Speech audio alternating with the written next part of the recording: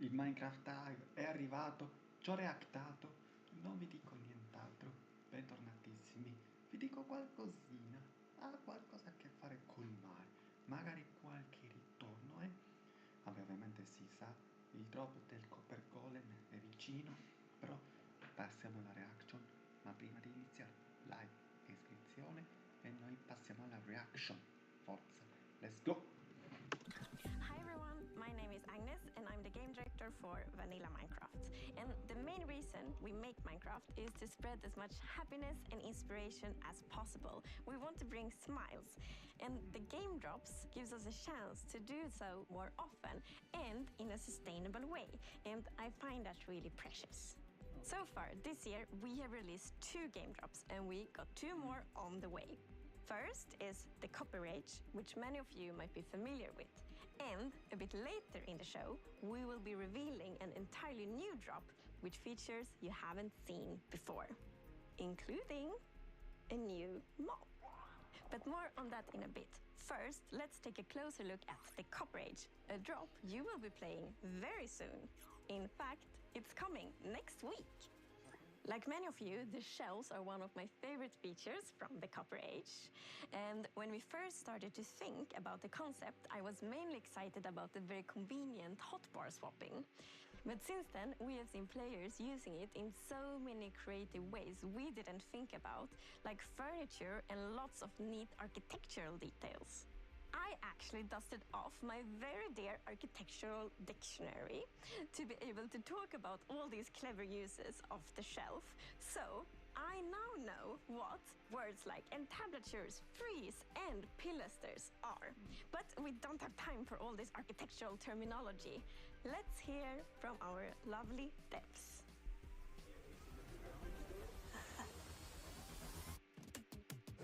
So the Copper Age is coming in just a few days, and it's going to expand quite a lot what you can do with copper in the game. Copper is abundant.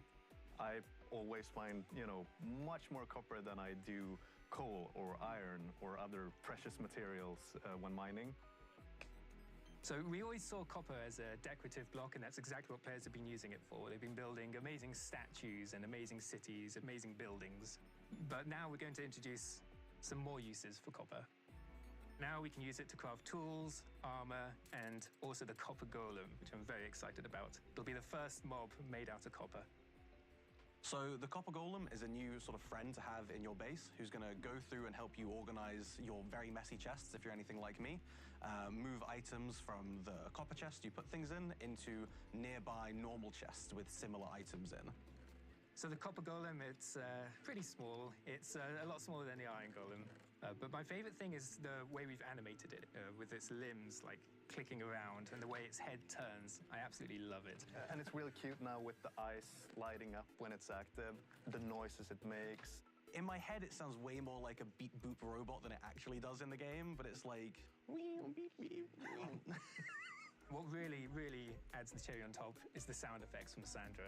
They just really make it feel like something's alive in your base. Starting to work with the sound on this, I wanted the fundamental to be like metal stuff, but with a hint of something more playful. This could be a good spin sound, I think. The copper golem doesn't have this ambient, idle sounds that it just makes when it walks around like most mobs do. So the personality would have to be in its movement. I wanted to create a voice of these like metal sounds. The copper golem spinning its head, and it's like something like this. I recorded my own voice for the hurts and death sounds. It's actually me. Dying. Don't hit them. Unless you want to hear my voice. As the copper golem makes itself comfortable in your base, over time it's going to start oxidizing, turning into all the different copper states. And when it reaches the maximum oxidation, it will eventually freeze into place and turn into a statue. One neat thing that I know we both like is the fact that different statue poses will emit different redstone signals when you hook it up to a comparator. So using that, you can make these cool like password locks to your vault in your base with all of your loot in, where you need to have like sitting, standing, running golem, and then your pistons will open and your chest is right there. And of course, you can bring it back to its moving, sorting self by scraping that oxidization off, so it's not permanent. There's more to this drop than just all the copper. We're also adding the shelf. It's a functional block where you can put items on display, and you can also, in its powered state using redstone, do like hotbar swapping for the first time in Minecraft.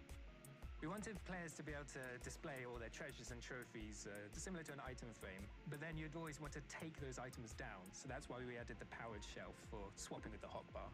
But players have not just been using it to display their items, they've been using it as decoration detail, and that's something that really took us by surprise. Yeah, a lot of people have been using the shelf as a building block. So seeing it being used as like part of these big constructs and, for like skirting board around a wall, I think is building with a very like Minecrafty feeling to it. It's something that players have been craving for a long time. Yeah, a lot of good builds coming out with it.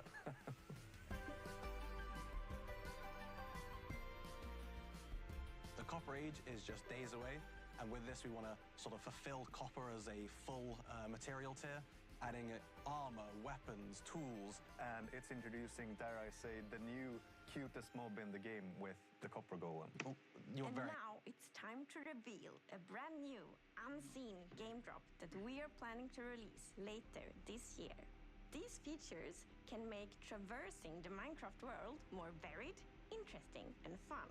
And fun is important. I've already hinted that the new drop includes a mob. And to find it, we must leave the surface and sink into the depths of the ocean. It's almost like a hidden world, both calming and thrilling.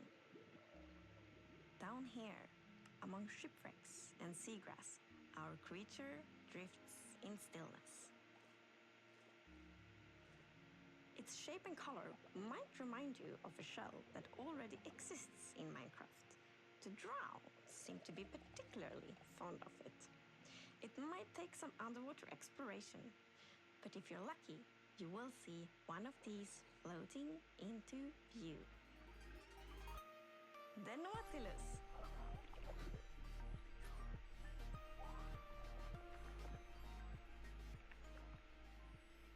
So, the Nautilus is a new underwater mob you find in the oceans.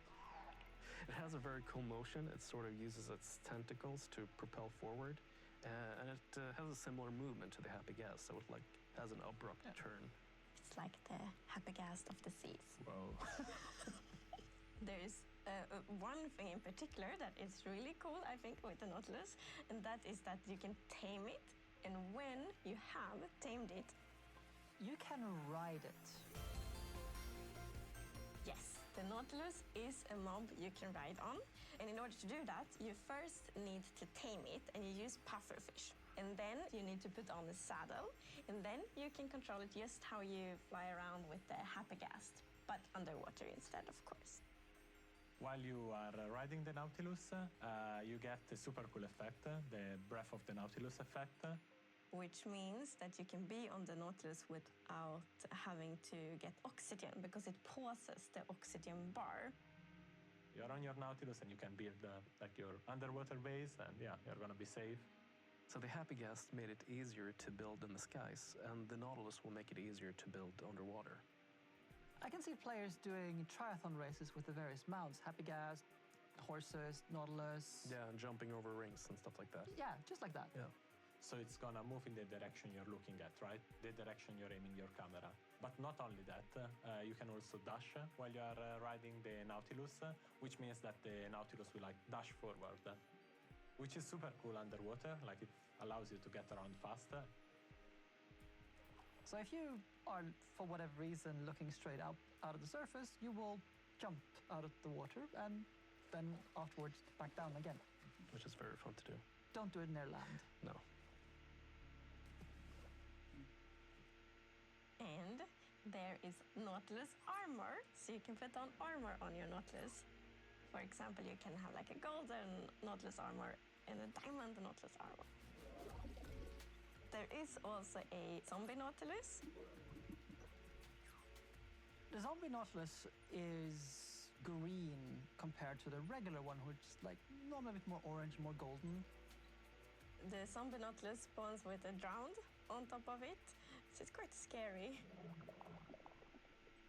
Yeah, you get the drowned with the trident, throwing tridents at you, and then the Nautilus charging at you. So it's quite a deadly combo. It is. I think it's really neat that you use the pufferfish to tame the Nautilus so you can ride on it.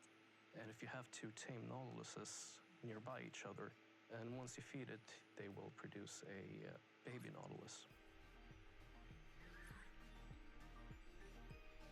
And it's also pufferfish that you use to make water-breathing potions. So it feels like this kind of Minecraft logic that pufferfish is the thing that unlocks breathing underwater. So, the Nautilus is not the only thing we are revealing today. In fact, let us leave the oceans and instead go visit a crafting table. Because with 2 sticks and 1 ingot, you get to create something very new. The spear. The spear is the first tier weapon we've added in a very long time. It has 2 modes of attacking. One of them is a jab, and the other is a charge. The charge attack is something that does damage based on how fast you're going. So the faster you go, the more damage you deal with it. Once the spear is lowered, then it's gonna be still, and this is the ideal state of the spear, because it's gonna deal damage, it's gonna deal knockback, and it's gonna dismount. Then the spear starts shaking, then you can no longer dismount targets. And eventually it drops down. It can still deal damage, but no knockback. And finally it raises back up, and then you have to lower it again. It's kind of like the spear is really heavy, so you can only hold it like for a while and then start. And right, also like the better tiers are even heavier, which also makes sense. Like players are gonna be able to do a lot of different things with the spear. Like I'm thinking jousting, but horse jousting. But why not Nautilus jousting? Jousting in the sky with Elytra. Or attacking from the sky with Elytra. Jumping down off the happy gas and then flying into your enemies.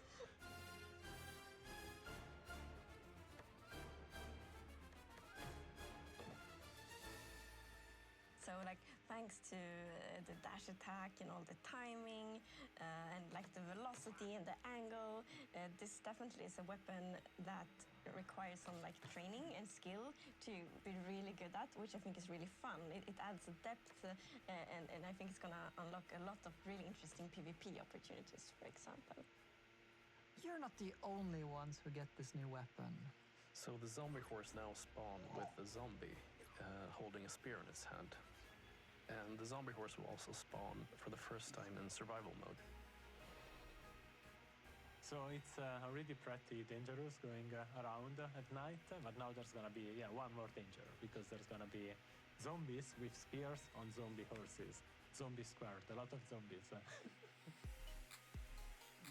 So to recap, this future drop comes with the Nautilus armor, zombie Nautilus with round on, of course the spear, and also the zombie horse. So it's kind of mounts and like mounted combat that connects it all. And the name of the drop will be Mounts of Mayhem. This drop is planned to release later this year, but you will be able to try out this feature soon in Snapshot, Beta, and Preview.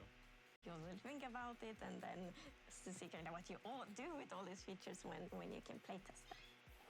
E io spero che la mia reaction vi sia piaciuta, così fosse like e iscrizione e noi ci vediamo in un nuovo video. Ciao belli!